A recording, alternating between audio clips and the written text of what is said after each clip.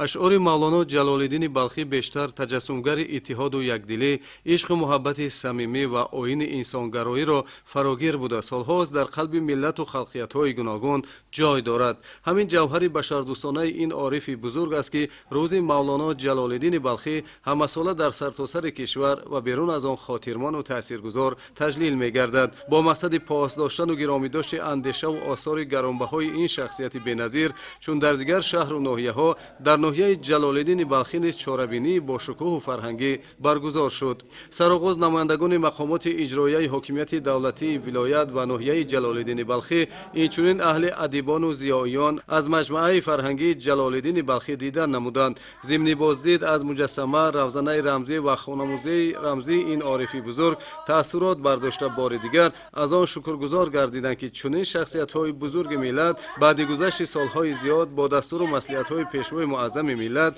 بیشتر معرفی شده، جامعه به شناخت آثار و زندگی نامه مولانا رو آورده، با این وسیله سطح دانش و معنویات خویش را بالا می‌بردارند. ما برای وصل کردن آمدیم، نه برای فصل کردن آمده. سپس در تالار فرهنگی ناحیه چاره‌بینی تنتنوی آغاز یافته. در این جمع آمد با شکوه نمایندگان تشکیلات و مؤسسه ها، ادیبان، اهل ضیا، زنان و جوانان فعال، دانشجویان و طالب علمان و در عموم هواداران کلام عارفانه مولانا جلال‌الدین بلخی جمع آمده بودند. در مراسم کشاده شوی چاره‌بینی نماینده مقامات اجرایی حاکمیت دولتی ولایت عاید به مقصد و تاثیر برگزاری این چاره‌بینی فرهنگی اطلاع داده از میراث گرانبهای این عارف بزرگ یادرس شد که برای ملت و خلقیت‌های گوناگون مثل شعله معرفت جهت بالا برداشتن سطح معنویات جامعه سالهاست تاثیرگذار میباشد که با زبان عشق و معرفت به جهانیان سخن گفته است. در ادامه برگزاری چاره‌بینی مذکور اهل هنرمندان ولایت و ناحیه جلال‌الدین بلخی